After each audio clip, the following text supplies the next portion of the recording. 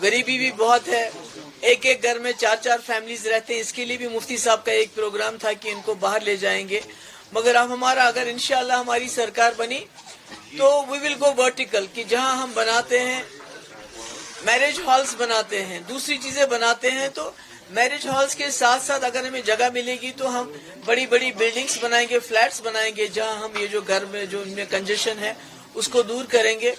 और शहरी श्रीनगर में बेरोजगारी भी बहुत है, गाँव में हमारा रहबर तालीम है, बाकी स्कीम्स है।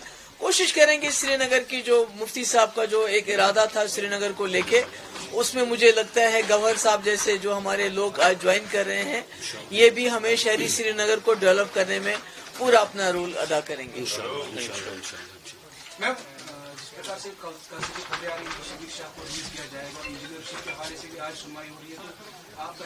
बहुत अच्छा है। मैं तो कहती हूँ कि आप किसी को लोगों को जेल में बंद कर सकते हो, पर ख्यालात को जेल में नहीं बंद। ख्यालात की जंग है, जमहूरियत में ख्यालात की जंग होती है, और जो ख्याल बेटर होता है वो प्रिवेल अपॉन होता है। तो इसलिए मैं समझती हूँ कि बहुत देर कर दी। इंजीनियर रशीद साहब को भी रिलीज करना चाहिए, शबीर शाह साहब को भी, और भी जो हमारे जो जेलों में जो हमारे लोग हैं, तो जिनको वो कहते हैं कि जमानत तो मिलनी चाहिए, जमानत भी नहीं मिलती। अब बहुत अफसोस की बात है। तो मुझे उम्मीद है कि उनको रिलीज, और भी जो हमारे इसके अलावा जो हमारे नौजवान हैं, जो कोई नामवर लोग नहीं है, आम नौजवान हमारे जेलों में बंद है और मुल्क के जेलों में बंद है, उनकी हालत बहुत खराब है। उनके माँ बाप बहुत गरीब हैं, वो वहां तक जा भी नहीं सकते हैं। तो मैं कहती हूँ गवर्नमेंट ऑफ इंडिया, चूंकि इलेक्शन का प्रोसेस शुरू किया आपने, आप बार बार कहते हैं कि हम जम्मू कश्मीर के लोगों के साथ रिकंसिलेशन चाहते हैं, तो मैं कहती हूँ जेलों के दरवाजे खोल दीजिए, तो रिकंसिलेशन का एक सिलसिला शुरू हो जाएगा। Thank you so much.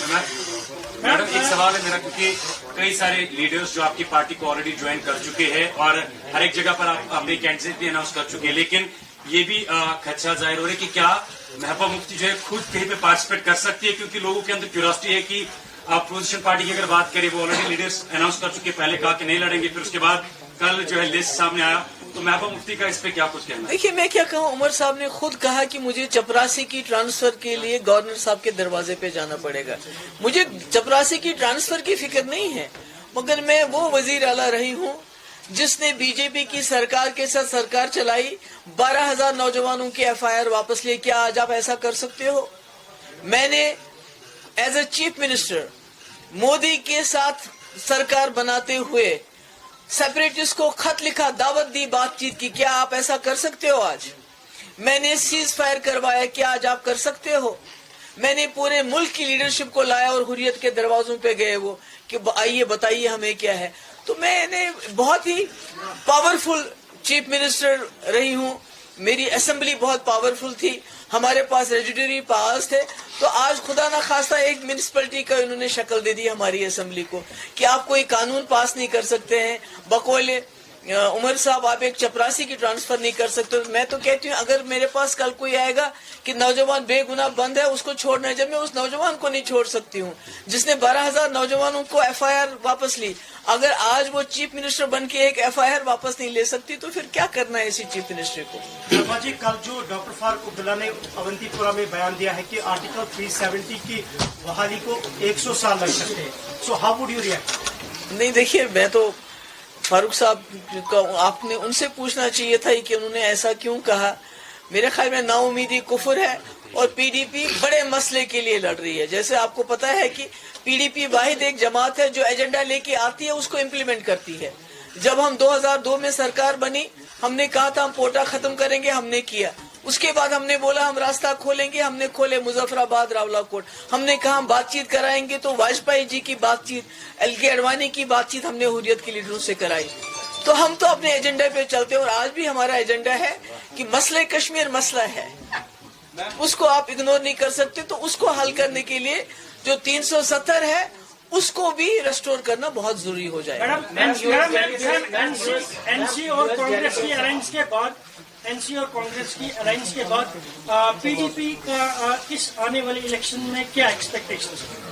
नहीं देखिए, हम तो हमेशा अकेले लड़े हैं। 99 से जब से हमारी जमात बनी है, हम तो हमेशा अकेले लड़े हैं और लोगों के सहारे लड़े हैं। लोगों को की तकलीफें दूर करने के लिए लड़े हैं। मैं तो कांग्रेस में थी, सीएलपी लीडर थी, मुफ्ती साहब मेंबर पार्लियामेंट थे, तो हमने छोड़ के एक ऐसा प्लेटफॉर्म पीडीपी बनाई जिसका काम है, जिसका बेसिक एजेंडा है जम्मू कश्मीर को एक बाइज्जत दौर में लाना, एक पीस विद डिग्निटी देना।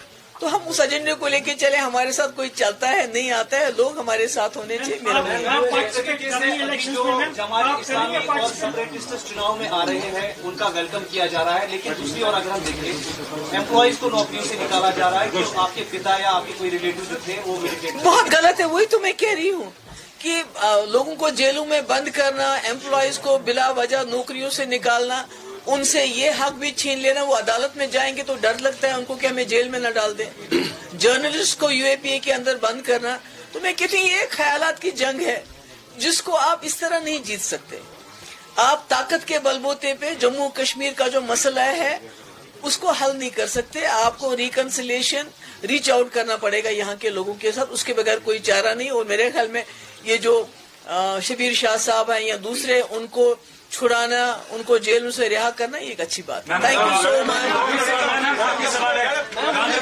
गांधीनगर से इशफाक जबार जो है उमर अब्दुल्ला साहब लड़ रहे हैं, लेकिन उसी के अपोजिशन में ये भी खबरें आ रही है कि शायद इशफाक जबार साहब जो है अपनी पूरी पार्टी के साथ पीडीपी को ज्वाइन। अभी ऐसा कोई ऐसे मेरे पास कोई ऐसी इन्फॉर्मेशन भाई, कल फारूक साहब ने इनडायरेक्टली एक बहुत बड़ी मैसेज दी है।